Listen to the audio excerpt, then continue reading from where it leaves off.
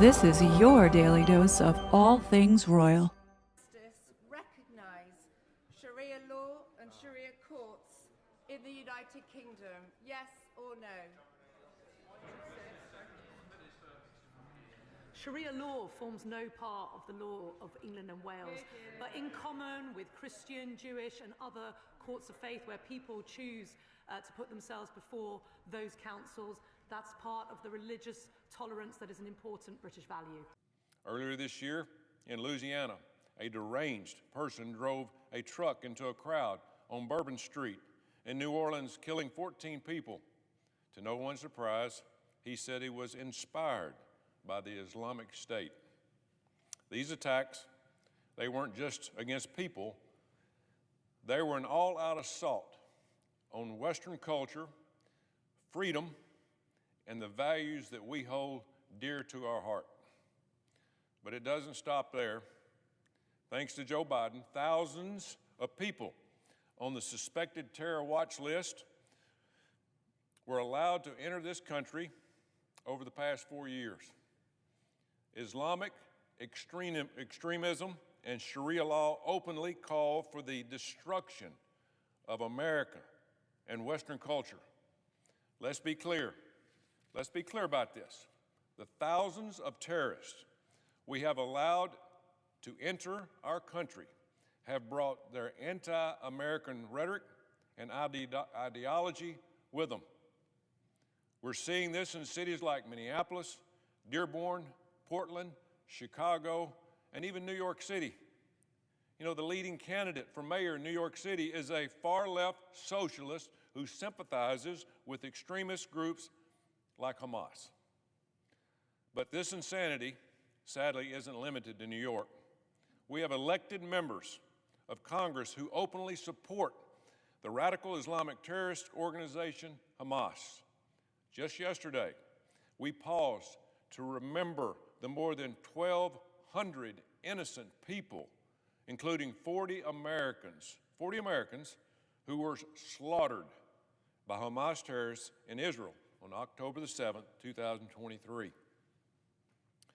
Hamas literally means Islamic Resistance Movement. It's been 2 years, and 2 U.S. Congresswomen, Omar and Tlaib, they still refuse to condemn these heinous crimes in Israel. These 2 members were elected to represent American citizens, and they are sympathizing with Islamic terrorists instead. It's almost hard to believe, but it's true, and they don't hide it. You know, we're allowing people with extremist ideologies, people who hate America values, to not only live here, but to hold positions of power and influence our government. It's un-American, and it's an insult to the millions of Americans who have sacrificed their lives for this country and its freedom. You know, if you think this poisonous ideology won't affect your way of life, just look at Europe. The United Kingdom, once a proud nation that helped save the world from Nazi tyranny, has essentially lost its identity. It's gone. Mass migration has destroyed their society. There is no freedom of speech. Crime is through the roof, and openly anti-Semitic, pro-Hamas riots have become a regular occurrence. And this is in Europe. This is in the UK. UK Prime Minister Keir Starmer recently appointed a person with extreme pro-Palestinian views as Home Secretary. In the UK, the Home Secretary is in charge of protecting national security, ensuring law and order, and overseeing immigration. What a surprise. So the person who is in charge of immigration and national security for the UK is openly a pro-terrorist. If we aren't careful, the United States will look like Europe in 10 years or less. It's coming. We can't bury our heads in the sand about this any longer. The Quran openly calls for violence against non-Muslims, openly. Radical Islamists take these instructions literally and to use them to justify terror. It's not politically correct to say this, but it's the damn truth.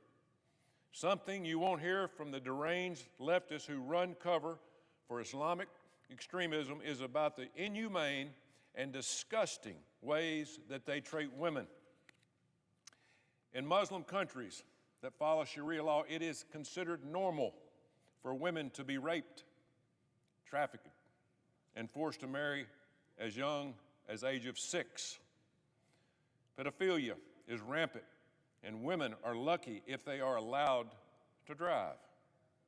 I'm old enough to remember when Democrats championed the Me Too movement, which was self-described as a global survival-led movement to end sexual violence. But these same Democrats who championed the Me Too movement have been radio silent when it comes to the way women are regularly treated in countries that practice radical Islam. I have yet to hear my Democrat colleagues who are siding with Hamas talk about the brutal ways Hamas has abused the women they have held hostage since October the 7th.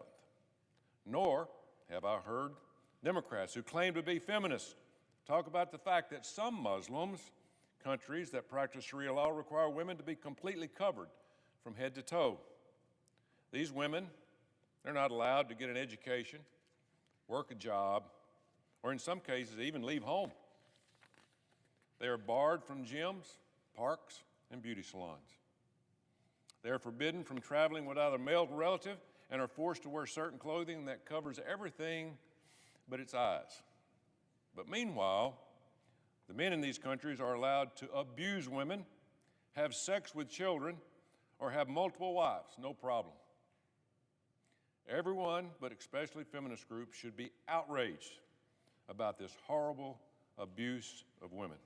But that doesn't fit the left's narrative. So you won't hear a peep from liberal so-called feminists about the disgusting treatment of women in radical Islamic countries. You also won't hear from Democrats about how radical Islamic terrorists are currently carrying out a mass genocide of Christians in Nigeria. Think about this. More than 62,000 Christians have been slaughtered since 2000 by radical Islamic terrorists in Nigeria. You heard that right, 62,000. And just this year alone, more than 7,000 Nigerian Christians have been murdered because of their faith alone. You can't turn on the TV without hearing about Israel's so-called mass genocide of Palestinians every day. And yet when it comes to 62,000 Christians being slaughtered by radical Muslims, it's radio silence. This extreme ideology is straight from the pit of hell, and it has no place in American society. We are blessed that freedom of worship is a constitutional guaranteed right in this country. That's what our forefathers fought for. If you want to come here legally, practice a peaceful version of Islam, and blend into our society by adopting the treasured American values of life, liberty, and the pursuit of happiness, you are welcome to do so. But if you believe that Sharia law supersedes American law, you should be deported immediately. If we don't take a stand now, our way of life, our Christian values, our freedoms, and our national identity will disappear. There is only room for one law in this country, and that's the Constitution of the United States of America. Sharia law is an anti-American and has no place in a free society. Texas is already taking action to ban Sharia law, and I commend them. Other states should follow. We must protect American values, not apologize for them. I truly believe we are at a crossroads in this country. For too long, people have tiptoed around this issue, afraid to hurt somebody's feelings or make people uncomfortable. But the time for being politically correct is over. The truth is that radical Islamic extremists want every single freedom-loving American dead. Bottom line. They have proven over and over again that they are willing to do whatever it takes to kill just one American citizen, whatever it takes. And it just isn't happening overseas.